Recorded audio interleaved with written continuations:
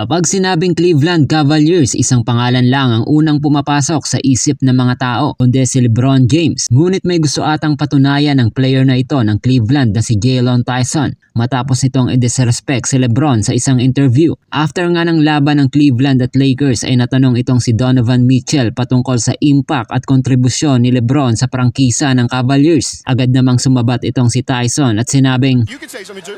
This is Donovan Mitchell city now. This is Donovan Mitchell city now. When he come back here, we're gonna make sure that everybody root for him like they did for him. So this is his stuff." Kahit nga si Donovan Mitchell ay hindi makapaniwala sa mga sinabi ng kanyang kakampi na agad namang nagbigay ng papuri at respeto kay LeBron. Sa social media ay inulan ng pambabatikos itong si Jalen Tyson dahil sa mga sinabi niya patungkol kay LeBron at agad naman itong humingi ng tawad sa mga na-offend niya. Sa kanyang post-game interview ay sinabi nito na hindi niya raw intensyon na i-disrespect si LeBron. Sa katunayan nga raw si LeBron ang dahilan kung bakit siya naging fan ng Cleveland at isa si LeBron sa mga iniidolo niyang player sa NBA.